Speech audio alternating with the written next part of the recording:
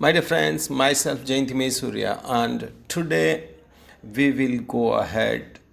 આપણે પેલી જે વાતો હતી ડૉક્ટર અને સોનિયા વચ્ચે કે ભાઈ દાંત કેટલી વખત સાફ કરે છે ત્યાંથી આગળ જઈએ કે ડૉક્ટર શર્મા સહી દેટ્સ ધ પ્રોબ્લેમ. અરે ભાઈ પ્રોબ્લેમ જ એ છે, તમારી સમસ્યા એ છે કે તું 2 વખત બ્રશ નથી કરતી, એમ કે તું કાળજી નથી રાખતી. You are not taking proper care of your teeth. તું તારા દાંતની બરાબર કાળજી રાખતી નથી. એટલે ડૉક્ટર સોનિયાને કહે છે you must brush your teeth properly twice a day, once in the morning and once again before you go to bed. એટલે ડૉક્ટર સોનિયાને સલાહ આપે છે પેલી છોકરીને કે ભાઈ તારે કમ્પલસરી અથવા જેને કહેવાય ને ભારપૂર્વક કે તારે 2 વખત દાંત સફાઈ કરવાની. 2 વખત, સવારે 1 વખત અને રાત્રે સૂઈએ પાછી સૂવા જાય એટલે ઊંઘવા જાય તે પહેલાં, બેડ પર જાય તે પહેલાં ફરી પાછું એકવાર દાંત સાફ કરી નાખવાના, સવાર અને સાંજે, મોર્નિંગ અને સૂઈ જાય પાછા ત્યારે રાત્રે, એટલે 2 વખત મિનિમમ સાફ કરવા જોઈએ. Sonia says what is the right way of brushing the teeth doctor? કે સાચી પદ્ધતિ કઈ છે, સાચી રીત કઈ છે ડૉક્ટર? સોનિયાએ કહ્યું તો ડૉક્ટર શર્મા સે most of the people brush there teeth while moving the brush in sideways only. એટલે ડૉક્ટરે સાચી પદ્ધતિ એને સમજાવવામાં એને કે ભાઈ મોટાભાગના લોકો છે ને આ સાઈડ પર જે દાંત છે ને તે એટલે સાઈડ પર જ સફાઈ કરે છે, એમ બ્રશ સાઈડ પર જ એમ ઘસે છે જે ગાલ સાથે આપણે એને લાગે છે તે. But the right way is to move it upward and downward so that it removes the tiny bits of food stuck between the teeth. હવે જુઓ, આપણને આ વસ્તુ બહુ જ સરસ જાણવા મળે છે કે બ્રશ કઈ રીતના કરવાનું. બ્રશ કરવાની સાચી રીત શું છે દાંત સાફ કરવાની? કે આપણે આજુબાજુ કરીએ છીએ જ્યારે કે ઉપર નીચે કરવું જોઈએ કે જેથી દાંત વચ્ચે જે પેલી જે જરાકમથી જે ગેપ જેવું હોય ને, અથવા 2 દાંત વચ્ચે જે જરાકમથી જગ્યા હોય તેમાં જે અનાજનું કણ કે નાનો ટુકડો કે વગેરે ફસાઈ ગયેલું હોય તે નીકળી જાય એમ. The gum line should also be brushed with gentle strokes. એટલે જે ગમ એટલે જે પેઢા છે તેના પર જરાક એમ ઘસવાનું કે જેથી એની અંદર બ્રશ લાગે એટલે ધીમે રહીને પાછું તો એ બરાબર સાફ થઈ જાય. Not only this, clean your mouth after every meal and every time you eat a chocolate or ice cream. તો સાચી રીત એ છે કે આ રીતના તમારે જ્યારે પણ તમારું ભોજન લો કે ચોકલેટ ખાઓ કે વગેરે તો ત્યારે આ રીતના સફાઈ કરવી જોઈએ ઉપર નીચે કે જેથી પેલા પેઢા સાફ થઈ જાય અને દાંત પણ સાફ થઈ જાય અને ખરેખર સ્વચ્છ દાંત રહી શકે. સોનિયા સહી would you tell me the reason doctor? તો સોનિયા પાછી તર્કશીલ છે છોકરી. તો સાહેબ, ડૉક્ટર સાહેબ તમે મને એનું કારણ કહેશો, એનું શું કારણ આવી રીતે સાફ?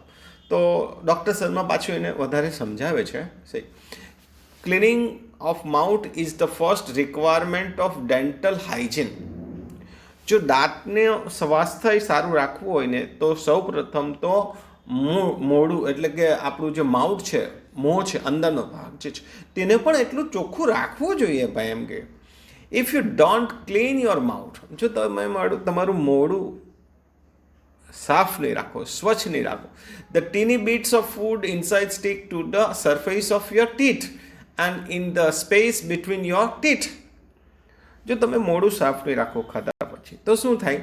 તો કે ભાઈ તમારા જે દાંત છે તેની વચ્ચેની જે ગેપ છે તેમાં આપણે જે કંઈ ખાધેલું હોય એનો નાનો કણ કે વગેરે ચોંટી જાય પહેલી વસ્તુ. અને ત્યાર પછી શું થાય? To the surface of your teeth, એ દાંત પર ચોંટી જાય કે એ જગ્યામાં ચોંટી જાય. And in the space between your teeth, એ દાંતના વચ્ચેની જે જરા નાની અમથી ગેપ હોય ને તેમાં હું ચોંટી જાય. Now germs feed on these food particles who eventually eat up parts of the teeth too.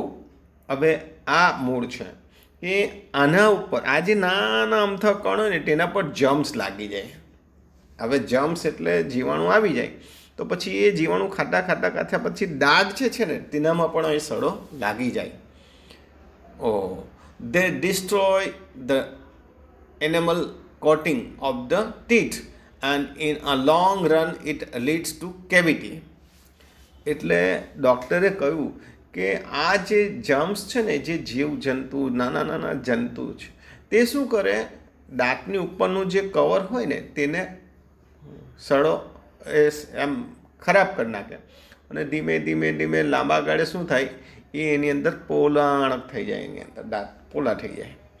તો એનો અર્થ શું થયું કે પહેલાં મોઢું સાફ રાખો, ત્યાર પછી દાંત સાફ રાખો અને બ્રશ કઈ ના કરો, એની પણ દાંતની કેવી રીતના કાળજી રાખવાની એની બહુ જ ઊંડાણસભર ડૉક્ટર સલાહ આપે છે આપણે છોકરીને, સોનિયા સેન. એનેમલ કોટિંગ એટલે પેલી સોનિયાને આશ્ચર્ય થાય છે કે એટલે શું એનિમલ કોટિંગ એટલે શું, એમ એને પ્રશ્ન થાય વોટ ઇઝ ધેટ, એ શું છે એમ કે. એટલે ડૉક્ટર શર્મા છે, હવે ડૉક્ટર શર્માએ પાછું એને કહેવું પડે, કહી છે શું કહી છે, it's a kind of teeth, એક પ્રકારના દાંતનો એક પ્રકાર છે એમ. લુક એટ ધ ચાર્ટ, એ એક ચાર્ટ બતાવે છે જેમાં દાંત કઈ રીતના શું કરવાનું છે, દાંતની સફાઈ કે વગેરે એ સમજાવે છે. ધ 2 types ઓફ ટીથ, દાંતના 2 પ્રકાર હોય છે એમ કે. Deciduous teeth also known as milk teeth. હવે આપણે નાનપણમાં પણ આપણે પણ સાંભળ્યું છે, બધાએ સાંભળ્યું હોય છે કે દૂધના દાંત એવું કહીએ ને, તો પહેલાં એક જે આપણે બાળપણમાં જ્યારથી એ દાંત ઉગે ફર્સ્ટ ટાઈમ છે એને દૂધના દાંત કહેવાય, એ એની વાત છે. પછી એન્ડ પરમનન્ટ ટીથ, ત્યાર પછી જે એ તૂટી જાય અને પછી જે દાંત આવે તે કાયમી દાંત, જે આપણા લાઈફ ટાઈમ ચાલે, એટલે કામ આવે. Deciduous teeth are usually 20 in number and they shed one by one after growth. હવે જે દૂધના દાંત કહેવાય, જે શરૂઆતી જે દાંત છે તેનું શું થાય કે એ શરૂઆતમાં ઉગે, પછી ધીમે ધીમે એક આપણે જેમ જેમ મોટા થતા જઈએ, બાળક મોટું થતું જાય તેમ તેમ ધીમે ધીમે એક એક કરતાં એ દાંત તૂટતા જાય અને પછી જે કાયમી દાંત હોય તે આવતા જાય. Thereafter new permanent teeth come up, પછી કાયમી દાંત આપણા આવી જાય મોડા. They are usually 32 in numbers, એની સંખ્યા કોઈ 32. હવે પહેલાં જે દાંત હોય તેની સંખ્યા કેટલી હોય 20, જ્યારે આ જે કાયમી દાંત હોય છે એની સંખ્યા કેટલી 32. ધ્યાનમાં રાખજો મિત્રો. તો Sonia said yes I also have 32 teeth but they all are not the same. હવે સોનિયાને ખ્યાલ આવ્યો કે સાહેબ તમારી વાત સાચી, હા મારે પણ 32 દાંત છે પણ બધા સરખા નથી એમ કે.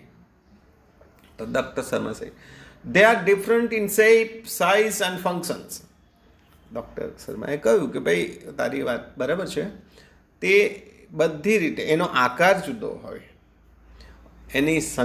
એનું જે સાઇઝ એ પણ જુદી હોય અને એનું જે કાર્ય છે તે પણ જુદું હોય છે. તો તમે જુઓ કે દાંત ચીરવા માટે, કાપવા માટે, ચાવવા માટે, એવું બધું બધી રીતના દાંત આપણને 3 પ્રકારના દાંત અંદર હોય. તો ડૉક્ટર એને સમજાવે છે કે there are 4 incisors, 2 canines, 4 premolars and 4 or 6 molars in each jaw.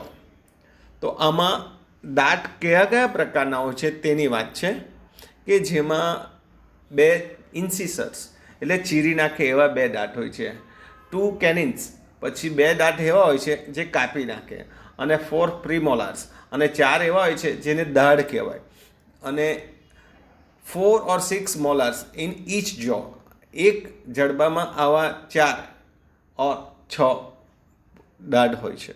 તો અહીંયા મિત્રો એક વસ્તુ જોવા મળે છે કે દાઢ કે આપણું જેને ચોકઠું કહીએ બીજા શબ્દોમાં, તો એનું કેવી રીતનું બંધારણ છે તે ડૉક્ટર સોનિયાને સમજાવે છે.